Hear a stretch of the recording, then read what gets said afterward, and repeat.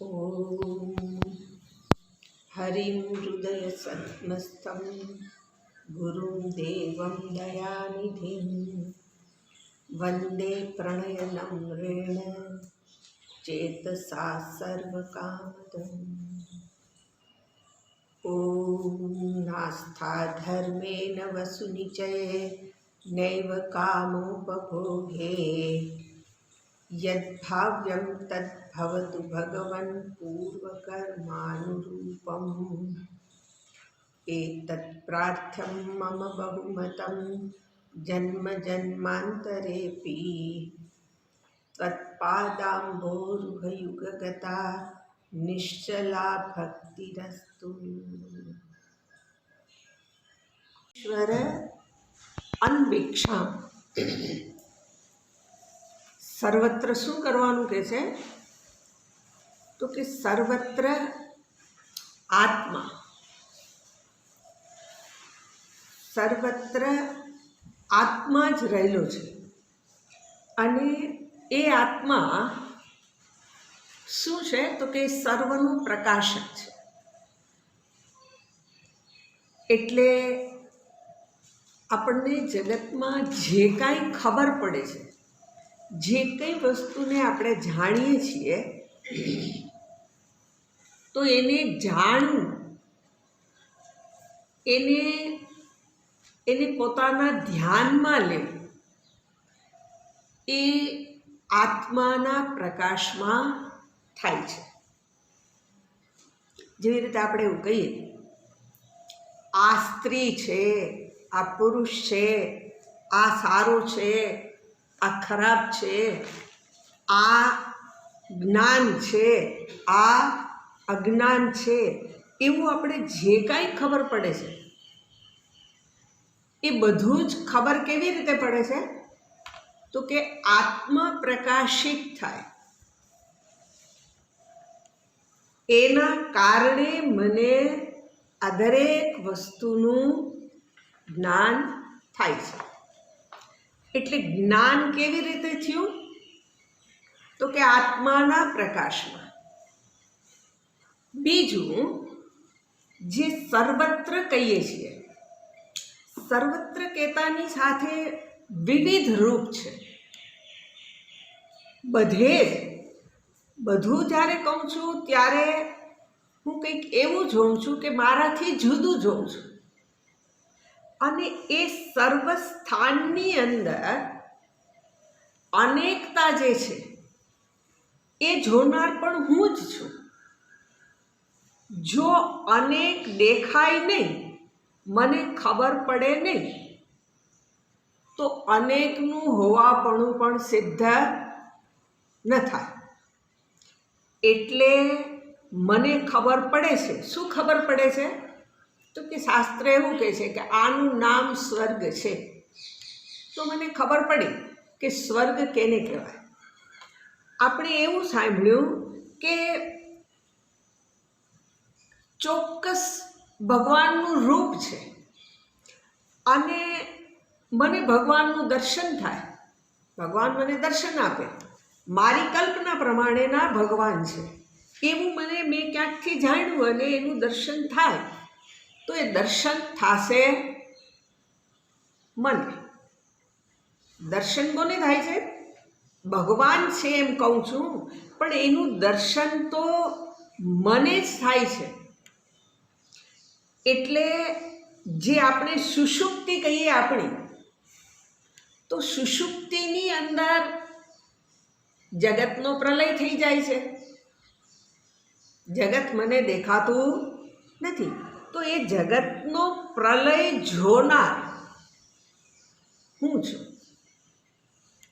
જે કાંઈ નિર્માણ થાય છે એ દરેક વસ્તુના મૂળમાં હું પ્રકાશિત થાઉં અને મને ખબર પડે છે કે આ અનેક રૂપ એ બધું જ પ્રકાશિત થાય છે. એટલે એનો અર્થ એવો થઈ ગયો કે સર્વ સ્થાનની અંદર દ્રષ્ટા રૂપે આત્મા રહેલો છે. જ્યાં પણ કાંઈ પણ દેખાય છે ત્યાં જો હું દ્રષ્ટા રૂપે ન હોઉં, અર્થાત આત્મા ન હોય, તો એના પ્રકાશ વિના જગત પ્રકાશિત ન થાય. બીજું, જગતમાં મને અનેકતા દેખાય છે, વિવિધતા દેખાય છે, તો એ વિવિધ રૂપને ધારણ કરનાર ઈશ્વર એ પણ હું જ છું. હું ન હોય તો વિવિધ રૂપ છે એ હોય નહીં. એટલે ઈશ્વર પણ હું જ છું. એટલે એનો અર્થ એવો થઈ ગયો કે અનેક રૂપને ધારણ કરનાર ઈશ્વર અને દરેકને જાણનાર, જે આપણે દ્રષ્ટા કહીએ, એનો જ્ઞાતા કહીએ, એનો પ્રકાશક કહીએ, એ હું જ છું. પણ આ ઈશ્વર અને આત્મા, આ બે શાસ્ત્ર કોને કહે છે એ મારે શીખવું પડે. એ શીખવા માટે ગુરુનું શરણ છે. ગુરુનું શરણ એટલે પગ પકડી લીધા, મને એક રૂપ દેખાડી દીધું કે આને ભજ. આલંબન છે. પણ ઈશ્વર દર્શન એનું નામ નથી. ઈશ્વર દર્શન તો એનું જ નામ છે કે જ્યાં સર્વત્ર એકની અનુભૂતિ થાય. જ્યાં સુધી અનેકતા હોય, વિવિધતા હોય, ત્યાં સુધી ઈશ્વર દર્શન નથી. વિવિધનું દર્શન ઈશ્વર દર્શન નથી. જ્યાં સુધી વિવિધતા હશે ત્યાં સુધી મનની અંદર વિવિધ ભાવો પ્રગટ થતા રહેશે, અને જે એકનું દર્શન કરવું છે એ દર્શન નહીં થાય. અને એ દર્શન શીખવા માટે યોગેશ્વર કહે છે કે ગુરુનું શરણ સ્વીકારવું. એટલે શબ્દ પ્રયોગ શું કર્યો છે? આ વાતને આપણે ગયા વખતે જોઈ હતી, પણ મહત્વની વાત છે કે ઈશ્વર દર્શન એટલે આપણે કોઈક રૂપને જોઈ લીધું, મેં કંઈક ભજન કરી લીધું અને મને મારી કલ્પના પ્રમાણેનું મને દેખાઈ ગયું, તો એ દેખાણું, એ ભલે તમે દેખાણું છે, ખોટો નથી. ખોટો કેવું છે એવું નથી શાસ્ત્રને, પણ એ દેખાયો એ કોણ છે એને મારે શોધવાનું છે. એ ઈશ્વર છે એ પ્રકાશિત કેવી રીતે થયો, આ મારે શીખવાનું છે. અને આ શીખવાની વાત કોઈ પોતાની મેળે શીખી જાય તો એ તો પૂર્વે સાધના કરીને આવ્યો હોય.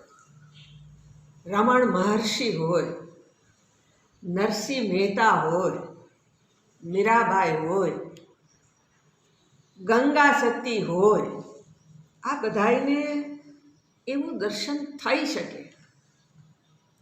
આપણે એ સાધના ના કરી હોય, એ ન શીખ્યા હોઈએ, તો યોગેશ્વર એ બતાવે છે કે સર્વત્ર આત્મા ઈશ્વર અન્વિક્ષા, એની પાછળ અનુઈક્ષા શબ્દ પ્રયોગ કર્યો છે. સર્વત્ર એટલે કોઈ સ્થાનને છોડ્યા વિના. સ્થાન તો વિવિધ છે, આ પણ સ્થાન છે ને આ પણ સ્થાન છે. મને દેખાય છે એ બધાય સ્થાન છે, અને આ પણ સ્થાન જ છે. એ સ્થાનની અંદર એક ઈશ્વરને જ જો, અદ્વિતીયને જ જો. પણ એ કેવી રીતે તો શબ્દ પ્રયોગ કરે છે, અનુઈક્ષામ. અન્વિક્ષામનો અર્થ થાય અનુ ઈક્ષ. ઈક્ષ એટલે જોવું. કોની પાછળ જોવું? પોતાની નહીં, શાસ્ત્ર ગુરુની પાછળ. એની પાછળ એટલે એ જે દ્રષ્ટિ પ્રદાન કરે છે એની પાછળ. એ રીતે જોઈશ, એ રીતે શીખીશ તો શું થશે? તો કે ઈશ્વર દર્શન શક્ય છે. ક્યાં એ દર્શન થશે મને? મારી જ અંદર. બરાબર. બીજું કે છે કે કૈવલ્યમ, અર્થાત એ ઈશ્વર દર્શન કરવા માટે શું કરવાનું? તો ત્યાં યોગેશ્વર એવું બતાવે છે કે એકલા રહેતા શીખવું. કૈવલ્યમનો અર્થ થાય એકલા રહેવું. અને આપણને કોરોનાએ 1 વર્ષનો ચાન્સ આપ્યો. હજી લઈ લીધો છે આપણી પાસેથી? તો કે ના ના, હજી તને ચાન્સ છે જ. શેનો ચાન્સ છે? એકલા રહેવાનો. હવે એકલા ગમતું નથી. આપણી લાચાર સ્થિતિ શું છે? એકલા ગમતું નથી, એકાંતમાં નથી ગમતું. આપણે એવું આમ કહીએ, ભીડમાં હોઈએ ત્યારે આપણા મનમાં એમ થાય કે આમ એકાંત હોય તો કેવો આનંદ આવે, મજા આવી જાય એમ. એટલે આપણે એને ગોતવા જઈએ. ક્યાં ગોતવા જઈએ? તો કે ક્યાંક બગીચામાં, ક્યાંક જંગલમાં, ક્યાંક પર્વત ઉપર, ક્યાંક દરિયે, ક્યાંક નદીએ. ત્યાં કદાચ મને આનંદની સિદ્ધિ થઈ જશે, પરમાત્માની પ્રાપ્તિ થઈ જશે. એટલે આપણે જઈએ અહીંયા. પણ એવું જો ખબર હોય, આપણને ખબર પડે તો આપણે શું કરવું પડે? આપણને જોવા પડે કે આપણે એકલા ગયા? તો કે ના ના, 30 જણાનું ટોળું કરીને ગયા. ત્યાં જઈએ એકલા, ત્યાં શું કરવાની ગયા? કરવું છે ઈશ્વર દર્શન. એકાંતમાં ગયા. પણ એકાંતમાં કેવી રીતે ગયા? તો કે એકાંતમાં બધા ભેગા તો જોઈએ. શેને માટે? તો કે મજા કરવી હોય તો થોડાક હારે હોય તો સારું. એટલે ભેગા કરવાની, બીજાને હારે લેવાની આપણા મનમાં એને શું કહેવાય? સળવળાટ થયા જ કરે.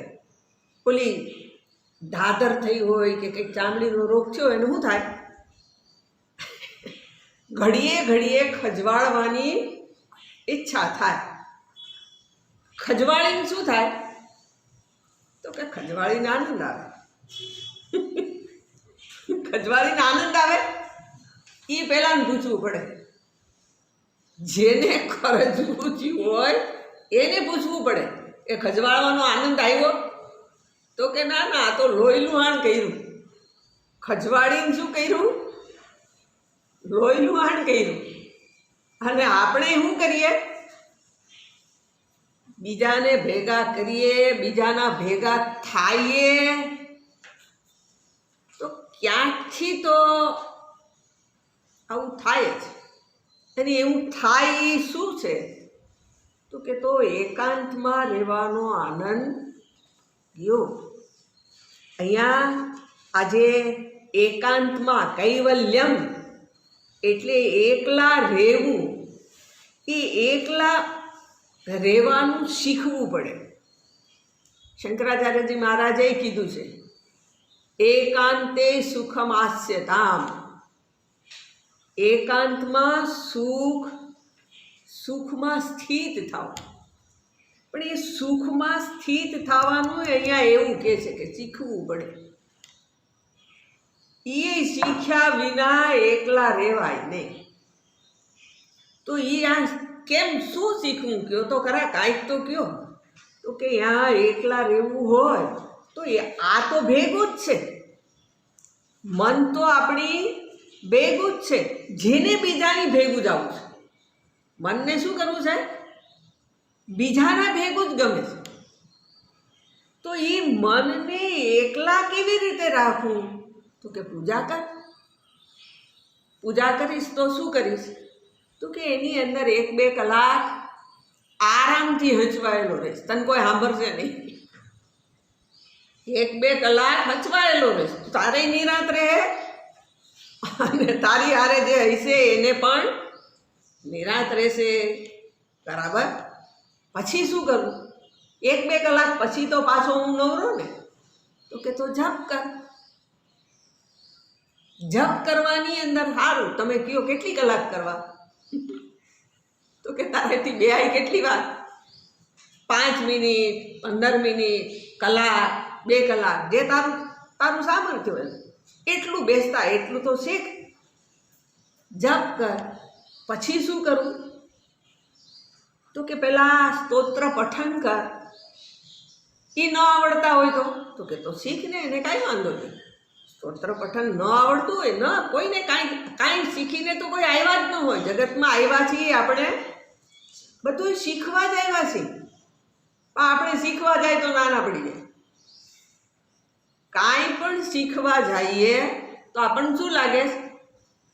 કોઈને એમ થાય ને કે મારા કરતાં આ ચડિયાતો છે, એ હોશિયાર છે ને હું ટકોર છું. આ આપણી લાગણી છે. એટલે સ્તોત્ર પઠન શીખાય. સ્વાધ્યાય કેમ કરવો એ પણ શીખાય. એટલે આ બધુંય કરતાં શીખવું જોઈએ. શું કરવું જોઈએ? કેમ એકલા રહેવું એ શીખવું પડે. તો અનુ શબ્દ તો બધે આવશે. અનુઈક્ષા,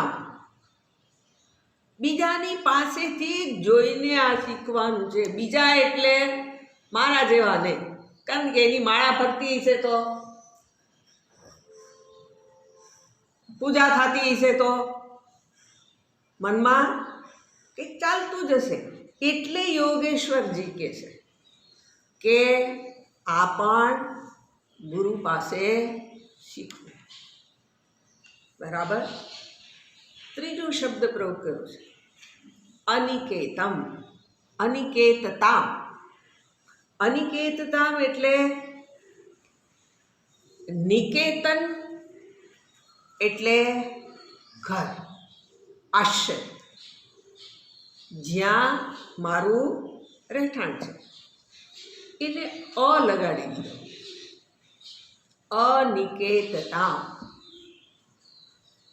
આશ્રય રહિત રહેતા શીખવું.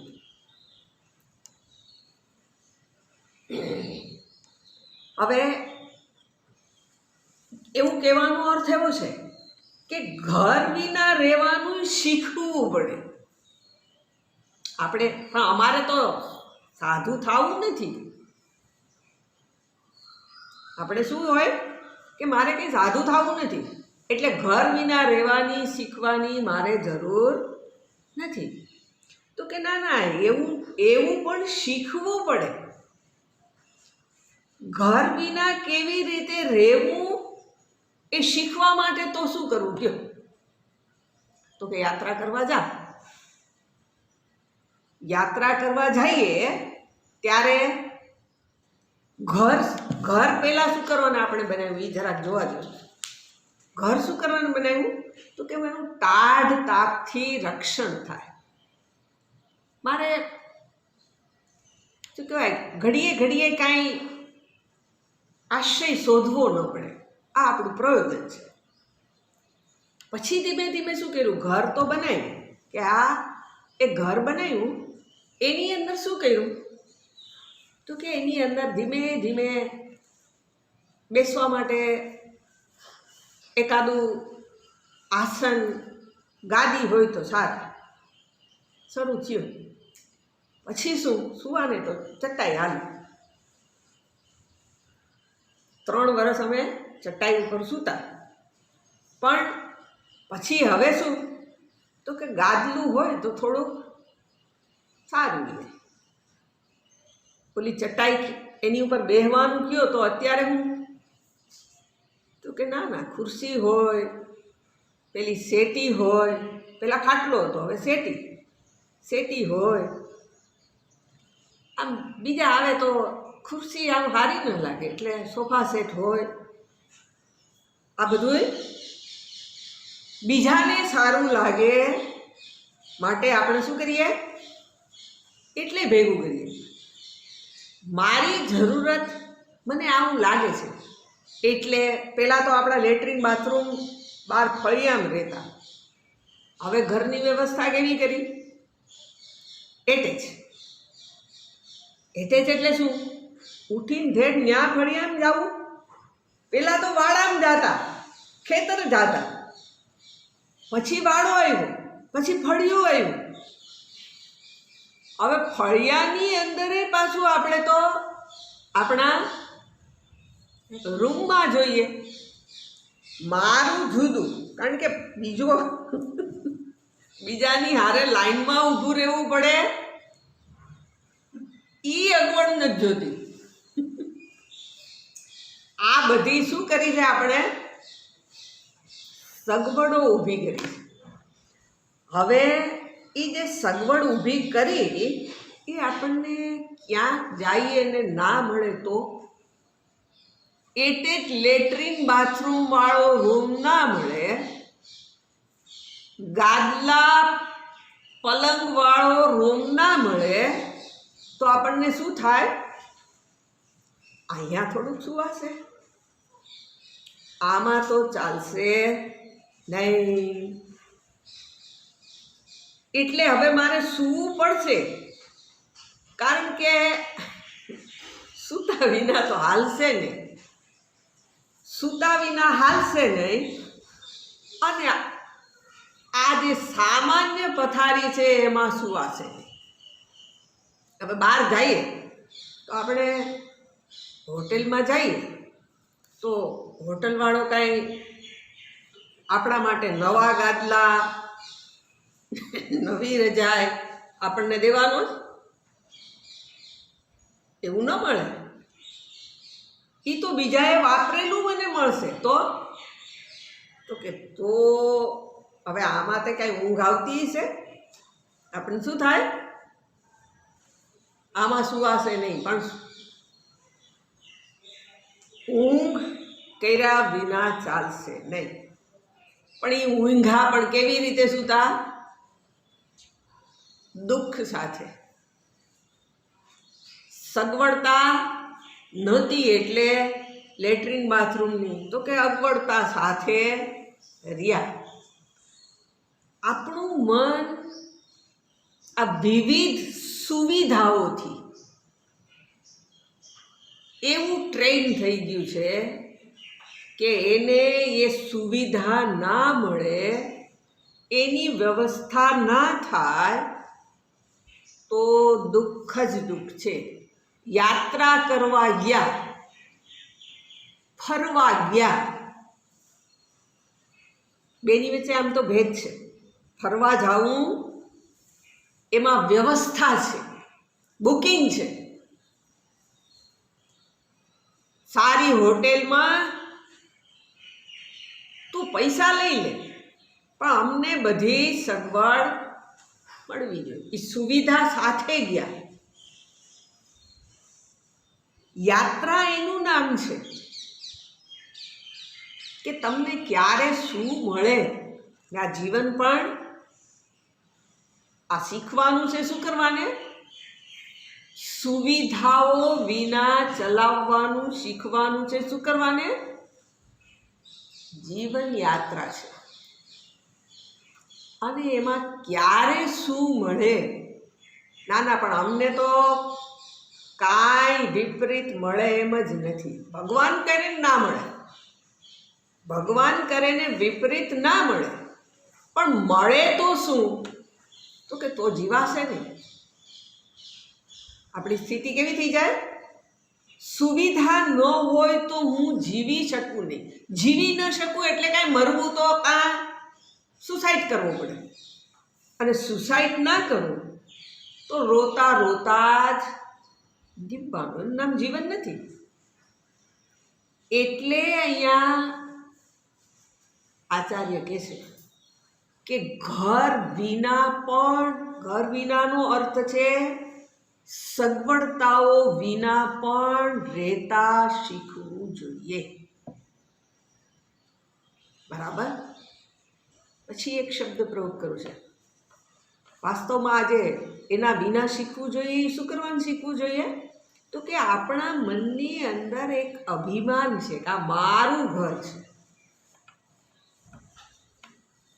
આપણને ઘર કહીએ ને, કોકના ઘરમાં નથી ઘર જતા, આપણે આપણા જ ઘરમાં જાય છીએ. મારું ઘર છે અને મારા ઘરને હું તાળા ચાવીને રાખું. એટલે આ મારાપણાનું અહીંયા અભિમાન છે એ ત્યાજ્ય છે. એટલા માટે શબ્દ પ્રયોગ કરું છું કે અનિકેતમ. બરાબર. કૈવલ્યમ અનિકેતતામ. પછી શબ્દ પ્રયોગ કર્યો છે વિવિક્ત ચિરવસનમ. વિવિક્તનો અર્થ થાય જે પવિત્ર હોય, શુદ્ધ હોય. શુદ્ધ ચિરવસનમ. ચિરવસનમ, ચિરમ એટલે પણ વસ્ત્ર અને વસનમ એટલે પણ વસ્ત્ર છે.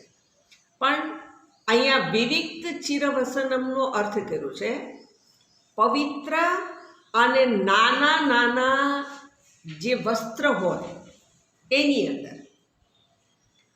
એટલે કહેવાનો અર્થ એવો છે કે વસ્ત્ર એક તો સૌથી પહેલું સ્વચ્છ હોવું જોઈએ, અને બીજું એવું કહે છે કે જેની અંદર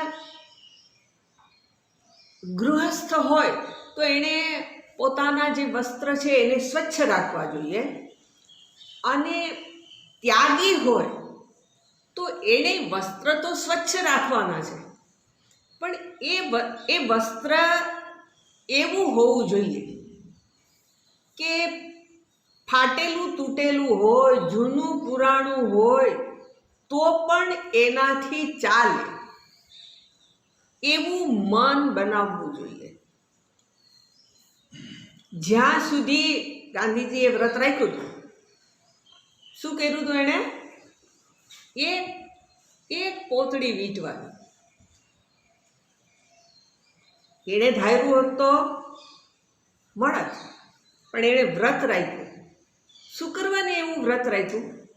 તો કે મારા દેશના અનેક લોકોને વસ્ત્ર જ ન મળે તો મારાથી આ સૂટ બૂટ પહેરાય નહીં. અનેક પ્રકારના વસ્ત્ર ધારણ કરાય નહીં. એટલે એણે નિયમ એવો કર્યો કે આ બધાયને મળે તો હું પહેરીશ. હવે આ તો જગત છે, જગતમાં જેને જે મળે છે એ બધું કેવું છે? બધી વસ્તુ બધાને એના કર્મના ફળ રૂપે છે. બધાયને એના કર્મના ફળ રૂપે જો મળતું હોય તો મને નવું વસ્ત્ર રોજ મળે એવું સંભવ નથી, એવું શક્ય નથી. એટલે એક વસ્ત્ર મળે ને તો પણ એનાથી કેમ જીવાય, કેમ રહેવાય એ શીખવું જોઈએ. શું કીધું છે? વિવિક્ત ચિરવસનમ. એટલે એવું આપણે હવે તો સાદુંય નથી કરતા. તો પહેલાં એવું હતું કે મહાત્માઓ વસ્ત્ર પહેરે, એક જ વસ્ત્ર પહેરતા. એ વસ્ત્ર કેમ પહેરવાનું? તો કે એ શીખવું પડે. એ અહીંયા કેવું છે એ કે એક જ વસ્ત્ર હોય એને આપણા શરીરને, સમગ્ર શરીરને ઢાંકવું કેવી રીતે, તાડ તાપથી બચાવવું કેવી રીતે, એમ એક વસ્ત્રને પહેરતા શીખવું પડે. સંદર્ભ આવો છે. પણ આપણે એવું જરાક હવે આજના સમયમાં એવું ના લઈએ, પણ વસ્ત્રને એ જે ધારણ કરું છું તો એ વસ્ત્રના સંદર્ભમાં પણ અહીંયા શું કહે છે? વિવિક્ત ચિરવસનમ. એ પણ મારે શીખવું જોઈએ. પછીનો શબ્દ પ્રયોગ કરો છે સંતોષમ યેન કેનચિત. સંતોષ પણ કેવી રીતે મને પ્રાપ્ત થાય એ પણ શીખવું જોઈએ. બરાબર. હવે આ બધી વસ્તુઓને તો કહી દીધી છે. હમણાં જ જોયું એમ જે આપણને મળે છે, વસ્તુ, વ્યક્તિ કે પરિસ્થિતિ, એ બધી કેવી છે? આપણા પ્રારબ્ધ વસાત છે. પ્રારબ્ધ વસાત મળે છે, પણ જો સંતોષ રાખતા ન આવડે તો આમાં અસંતોષ જ રહેશે. અસંતોષનો અર્થ થશે મનમાં સુખાનુભૂતિ નહીં થાય, દુઃખ જ અનુભવાશે. એટલે સંતોષ કરવા માટે શું કહે છે? યેન કેનચિત. જે કોઈ પણ રીતે, યેન કેનચિતનો અર્થ થશે જે કોઈ પણ રીતે. જે કોઈ પણ રીતે એટલે શું? જે કોઈ પરિસ્થિતિ, જે કોઈ વસ્તુ, જે કોઈ વ્યક્તિ તમને મળેલા છે એમાં ખુશી માર્યો, એમાં આનંદ માર્યો, એમાં ઈશ્વરની કૃપાને જુઓ. આ જોશો તો શું થશે? તો કે તો એની કૃપા દેખાશે, તો ખુશી થશે, તો આનંદ થશે. બરાબર. એટલે એનો અર્થ એવો થઈ ગયો કે આપણો આનંદ કેવો છે? તો કે ખાવા પીવાનું આપણે વિચારીએ એવું મળે. ખાવા પીવાની અંદર આપણે જેવી રીતે ખાવું પીવું હોય એવી વ્યવસ્થા ગોઠવાય, એટલા લોકો બધા ભેગા થાય, એવું બધું થાય તો શું થાય? તો કે તો આનંદ થાય. એટલે આ સંતોષ આપણો બાહ્ય પરિસ્થિતિ ઉપર છે. આપણો સંતોષ ક્યાં છે? બહાર બધું સરખું ગોઠવાઈ જાય. એમાં આગળ બતાવ્યું એમ કે ઘર મળી જાય, વસ્ત્ર મળી જાય, અથવા તો કોઈ વ્યક્તિ ઇત્યાદિ મળી જાય, બધું સાનુકૂળ મળી જાય તો સંતોષ થાય. તો કે ના ના, સંતોષ એ મનની વસ્તુ છે. ઘર, વસ્ત્ર, અન્ન જે કાંઈ પણ મળે છે એ બધું બાહ્ય છે. બાહ્ય વસ્તુ મળે કે ના મળે એ મારા હાથમાં નથી. બધુંય મારી પાસે હોય, આપણે એવું જોઈએ છીએ, પણ ઘણી સ્થિતિ એવી નિર્માણ થાય કે મારી બાજુમાં કોઈ ના હોય. દાખલા તરીકે કોરોના થાય તો શું થાય? તો કે બહુ છે બધા, પણ બાજુમાં કોઈ ના ચડે. કેમ બાજુમાં ના ચડે? તો કે એને કોરોના થવાનો ભય હોય, એટલે બધુંય હોય, મને ખાવાનું પકાવવું છે પણ આ મારા હાથ પગ જ ન હાલે, મને કોઈ ખવડાવનાર જ ન હોય, તો શું થાય? તો કે તો પણ નકામું થાય. એટલે જીવન આ બધું જે છે એ સંતોષ છે એ મનની વસ્તુ છે. આ મળે તો જ પેટ ભરાય, તો જ મને આનંદ થાય, તો જ મને સુખ થાય, એ બધું બહારનું છે. સંતોષ આંતરિક વસ્તુ છે.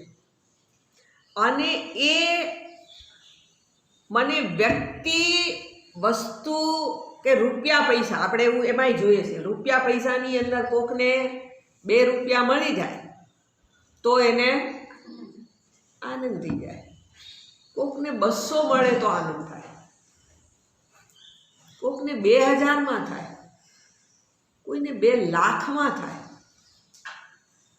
અને કોકને વળી આમાંનું 2 લાખમાંય સંતોષ ન થાય. કોકને એટલે આપણને સમયે 2 રૂપિયા નહોતા તેથી આવે તો આનંદ થતો હતો, 200 આવી ગયા તો ઓહો, મારી પાસે તો મારો પગાર 200 રૂપિયા, પછી 200નું 20,000 થાય તો થયો ત્યારે આનંદ થયો. પણ 4 દી પછી શું થઈ ગયું? પાછો અસંતોષ. હવે આ બીજાને તો 50,000 મળે છે, મને ખાલી 20 મળે છે, એને તો 2 લાખ. પણ તો આ જે બીજાની હારે હું મારા મનને જોઈને શું કરું છું? અસંતોષ ઊભો કરું છું. સંતોષ માટે 200 કે પછી 2 લાખ એની જરૂર નથી.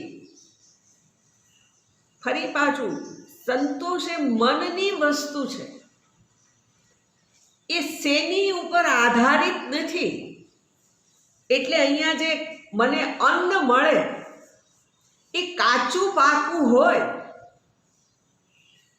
તો ત્યારે મને એમાં પરિસ્થિતિ છે કે કોક દિવસ કાચું અનાજ મળ્યું, કાચું મળ્યું એટલે અધકચરું, તો કે તારી પાસે પાકેલું કાંઈક છે એનાથી તારું આજનો નિર્વાહ કરી લે ને.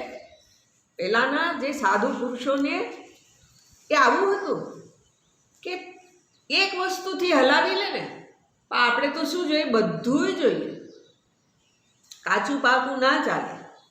વસ્ત્ર તો કે ના ના, મારાથી ચીર વસનમનો અર્થ એવો આપણે કરીએ કે નહીં, મારાથી તો બહુ આમ શું કહેવાય, પેલા રેશમના વસ્ત્રો કેવા કહેવાતા?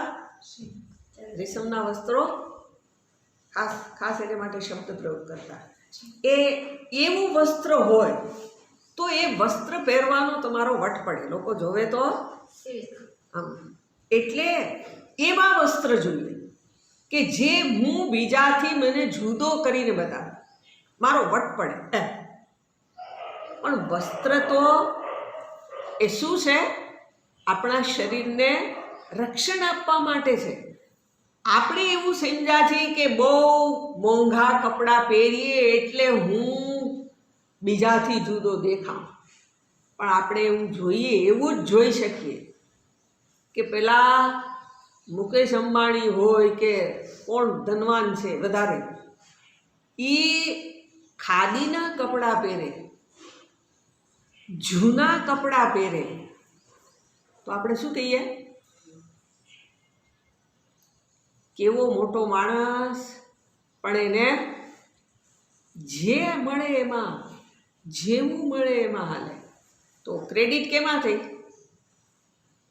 એ પેલા આમ શું કહેવાય, એકદમ પેલા કિંમતી વસ્ત્ર પહેરે, શબ્દ નથી આવવો એને, ચોક્કસ શબ્દ છે એને માટે, સિલ્ક એટલે રેશમ, કંઈક મનમાં છે શબ્દ, પણ નીકળે તો નીકળે એમ. એટલે એવું વસ્ત્ર પહેરું હું તો મારો વટ પડે. તો મને આનંદ થાય.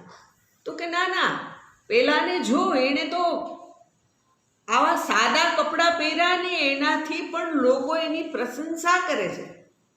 એટલે પ્રશંસાથી તને સુખ થતું હોય તો એની અંદર આવું પણ કરી શકાય. કારણ કે જીવનમાં શું મળે એ નિશ્ચિત નથી. બધું જ આવડવું જોઈએ. પણ આ બધું શીખી ક્યાંથી શકાય? તો કે સાદું ભોજન, સાદું રહેણી કરણી, સાદું જીવન, આ બધું જ શું છે? તો કે સંતોષ રહેવા માટે છે, સંતોષી રહેવા માટે છે. અને એ શીખવા માટે જે યોગેશ્વર જેવા પરમાત્માનું જેણે દર્શન કર્યું છે એની પાસેથી શીખી શકાય. એટલે સાદા વસ્ત્રમાં, સાદગીમાં, અને જેવો પણ સમય આવે એની અંદર સંતોષ કરતા આવડે, મનને પ્રસન્ન રાખતા આવડે. એનો અર્થ એવો થયો કે આપણા મુખ ઉપરનું જે પ્રસન્નતા એ બનેલી રહે એ આવશ્યક છે. મનમાં પ્રસન્નતા હોય તો એ આપણી આંખમાં પણ આવે છે, આપણા ચહેરા ઉપર પણ આવે છે. હમણાં જ આપણે ગયા હતા ત્યાં ભરતવનની અંદર, સાવ સાદું એને ભજન એટલે કે પોતાની સમજણ પ્રમાણેનું ભજન કરે છે. પણ એના ચહેરા ઉપરની પ્રસન્નતા, એ પ્રસન્નતા જોઈને આપણને એવું થાય કે એ સાધુ તો હશે જ. એની પ્રસન્નતા એવી હતી કે એને બધું સંગ્રહ નહોતો કરવો હતું, એ આપવાની ઈચ્છા હતી.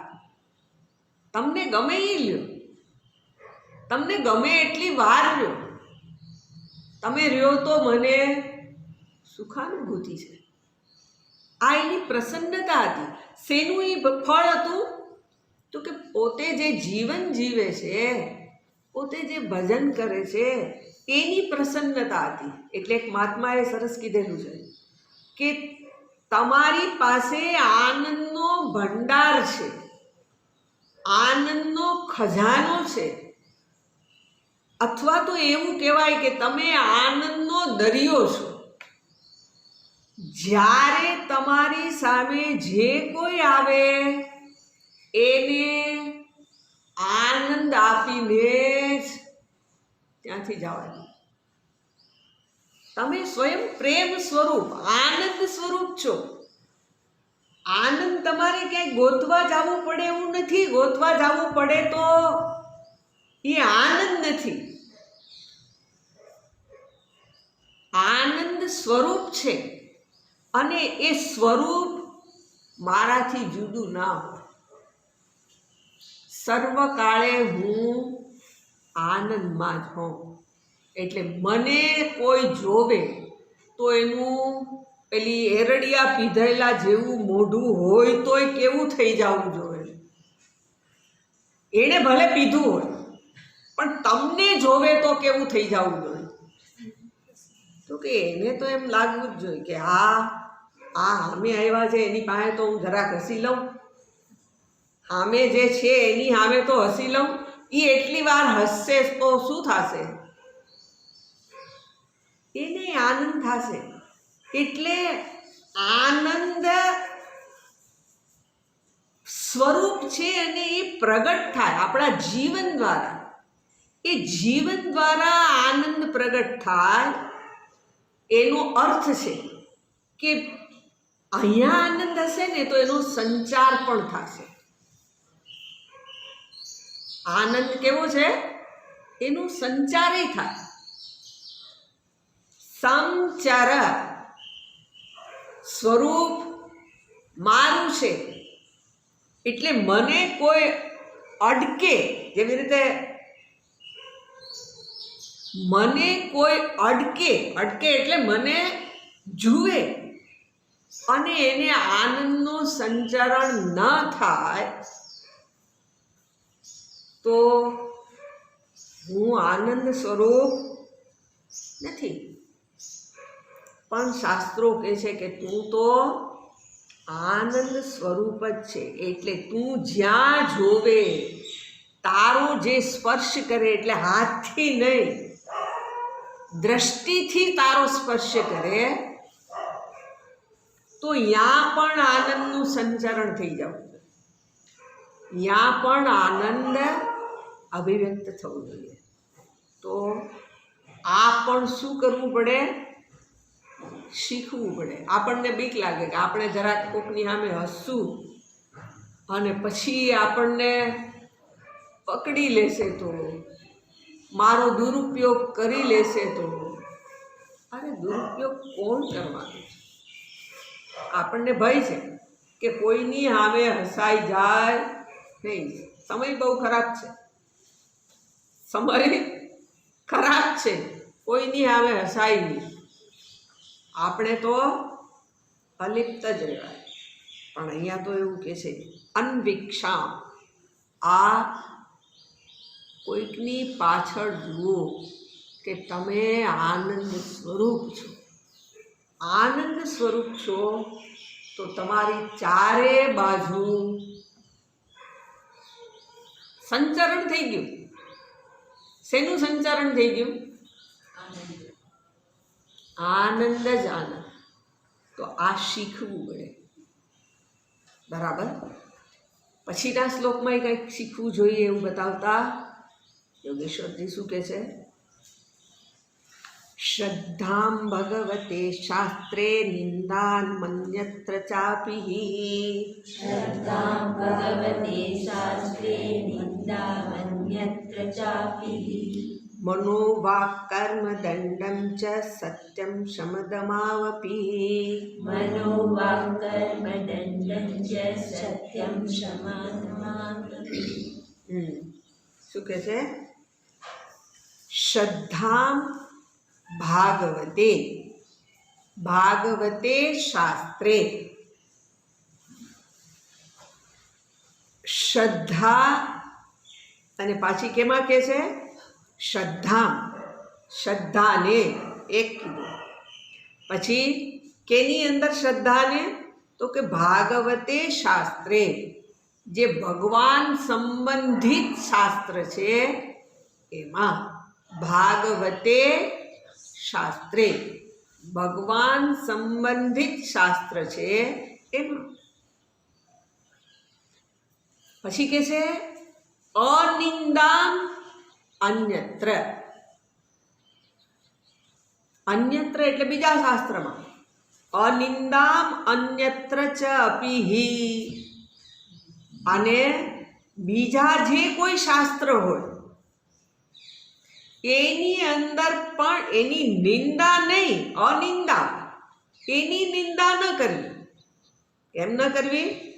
તો પછી જોઈએ છીએ ભગવાન સંબંધિત જે શાસ્ત્ર છે એમાં શ્રદ્ધા કરવી, અને જે એના સંબંધિત શાસ્ત્ર ન હોય એની નિંદા ન કરવી.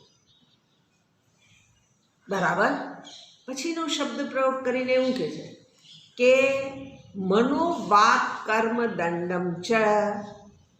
મન, વાણી અને કર્મ જે કંઈ પણ આપણે કરીએ છીએ એ સર્વ આપણી ક્રિયાના સાધનો છે. તો એ સર્વની અંદર શું કરવું? તો કે એને કેવા રાખવા? તો કે એને ક્યારેક દંડની જરૂર હોય તો કરવું, અને નહીતર પોતાના વશમાં રાખવા માટેનો પ્રયત્ન કરવો. સત્યમ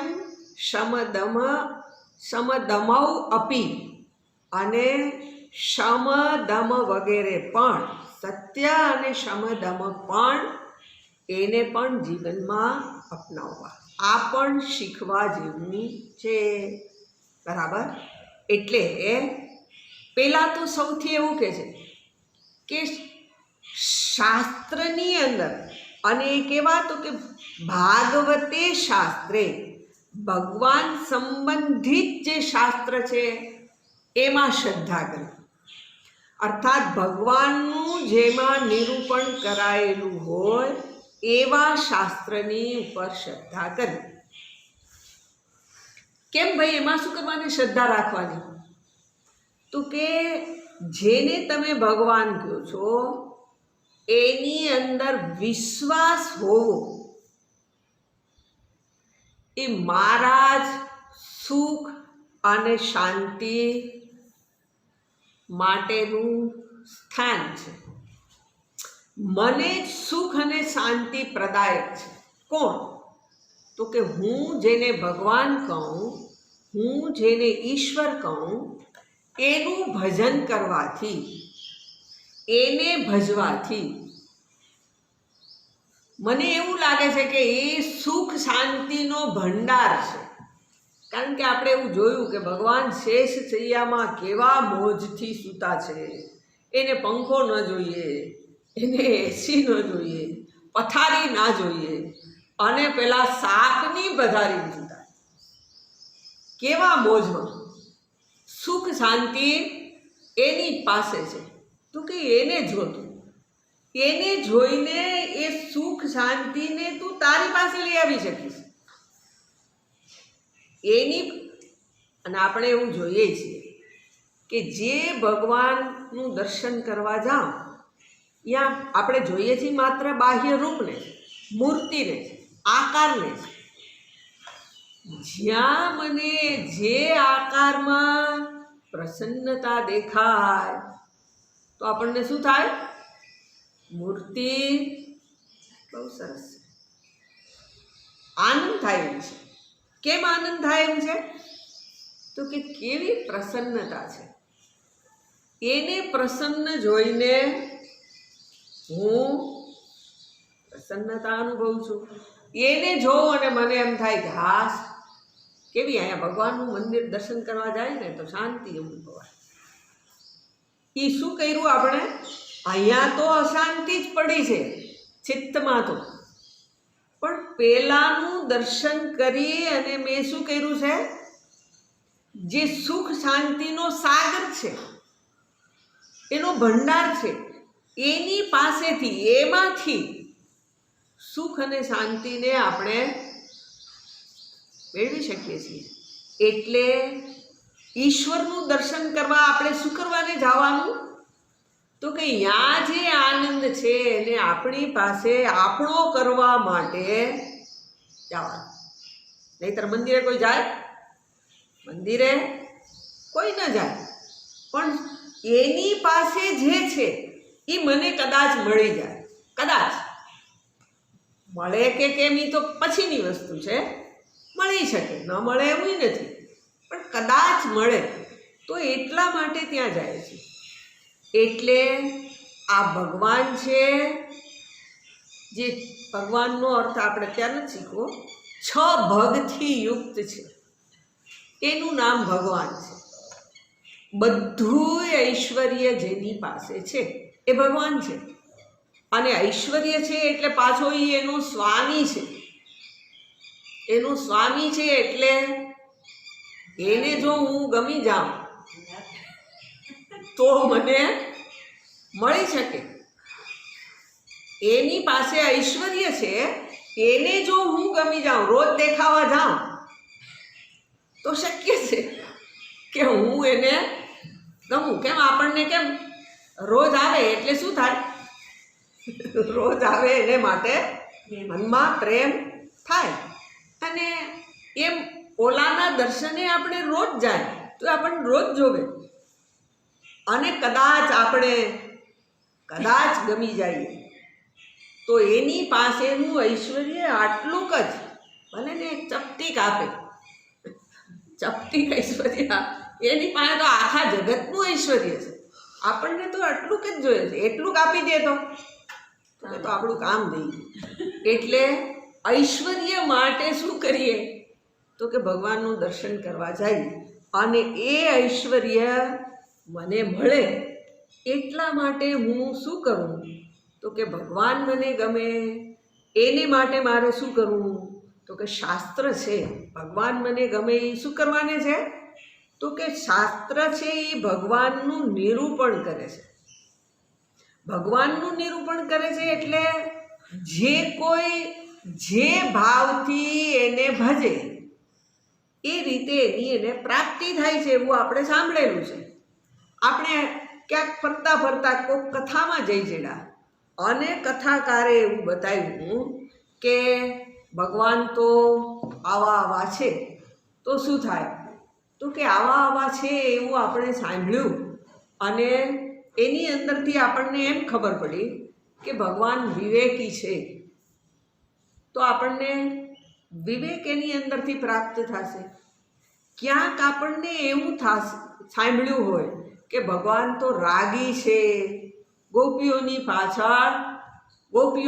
પાછળ તો આપણને ભગવાન રાગી દેખાય, તો કે કામી ક્રોધી બધુંય દેખાય છે ભગવાન. તો કે શાસ્ત્રમાં આવું નિરૂપણ કરાયેલું છે ભગવાનનું, તો આપણને વાંધો પડે કે કાંઈ ભગવાન કામી થોડાક હોય, ભગવાન ક્રોધી થોડાક હોય.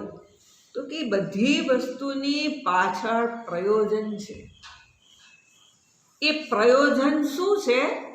તો કે વ્યક્તિનું અધિકારિત્વ જુદું જુદું છે. અધિકારિત્વ જુદું છે એટલે શું છે? દરેકના ચિત્તના ભાવ છે એ વિવિધ છે. અને એટલે ભગવાન એકની ઉપર જ પ્રસન્ન થાય એવું નથી. ભગવાન તો પ્રસન્ન સર્વની ઉપર છે જ, પણ આપણને એની પ્રસન્નતા પ્રાપ્ત ક્યારે થાય? તો કે જ્યારે હું એને મારા ધ્યાનમાં લઉં. એટલે ભગવાનના સંદર્ભમાં આપણે જાણીએ છીએ કે ભગવાન કેવા છે? તો કે ભગવાન સર્વરૂપ છે, સર્વાત્મા છે. ભગવાન હમણાં જ જોયું સર્વરૂપ છે અને સર્વના આત્મા રૂપે છે. સર્વના આત્મા રૂપે છે એવું મેં શીખ્યું.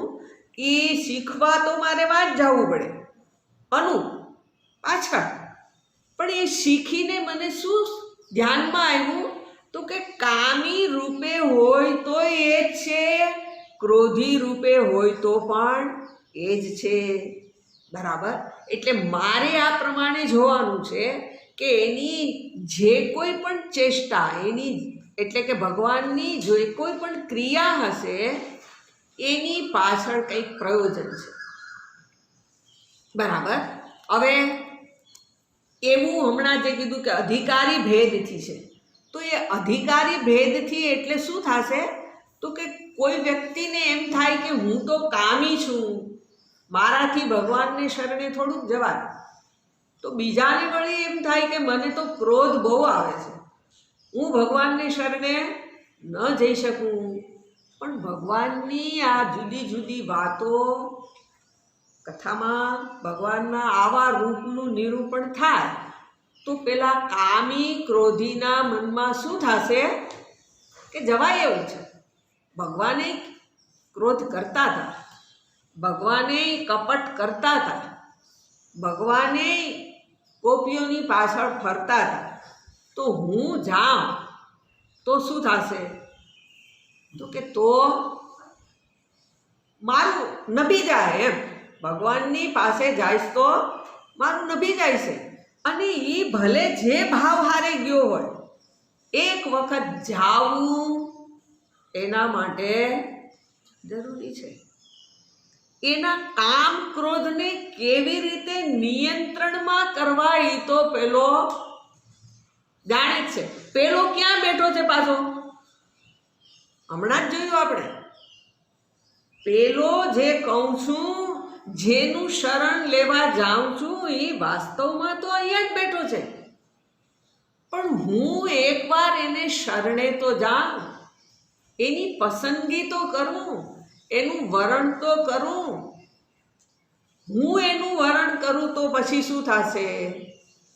શ્રુતિ કહે છે જે મારું વરણ કરે એનું હું વરણ કરું. એટલે ભગવાન મારા બને ક્યારે બને? તો કે હું કામી હોઉં તોય બને, હું કપટી હોઉં તોય બને. ભગવાને કપટ એ કરેલું છે. પેલા બલિરાજા પાસે શું કર્યું હતું ભગવાને? માગી તો 3 ડગલા જ જમીન, અને એની પાસે જે હતું બધું લઈ લીધું. તો ભગવાન તો કપટી છે.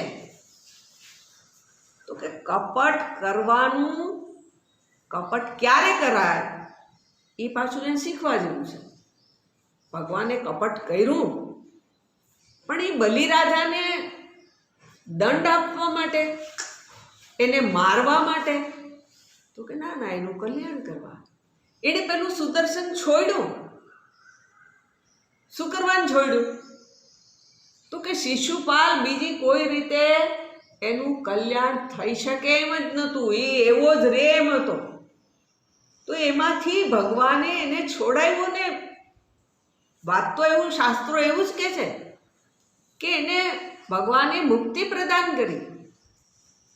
તો આ બધી વસ્તુ જે ભગવાન સંબંધિત, જો ભાગવતે શાસ્ત્રે કીધું છે, ભગવાન સંબંધિત જે શાસ્ત્ર છે એ શાસ્ત્રની અંદર વિવિધ વાતો કીધી છે. એ વિવિધ વાતોની અંદર મને શ્રદ્ધા થવી જોઈએ. શ્રદ્ધાપૂર્વક જો હું ત્યાંથી કંઈક શીખું તો મને મળે એમ જ છે. ભગવાનની કથા નકામી નથી. જે જે વાતો કરી છે એ મારા શીખવા માટે જ છે. અને એમ કીધું એવું કે વ્યક્તિ ભેદથી દરેક વાત દરેકને માટે કહેવાયેલી છે. એટલે આ મારે શીખવું જોઈએ. શ્રદ્ધા શીખવા જેવી છે. બીજાની નિંદા છે એ ન કરવી જોઈએ એવું કહે છે. પણ એ વાતને આપણે કાલે જોઈશું. ઓમ પૂર્ણમદ પૂર્ણમિદં પૂર્ણાત પૂર્ણમુદચ્યતે પૂર્ણસ્ય પૂર્ણમાદાય પૂર્ણમેવાવશિષ્યતે. ઓમ શાંતિ શાંતિ શાંતિ. હરિ ઓમ શ્રી ગુરુભ્યો નમઃ. હરિ ઓમ.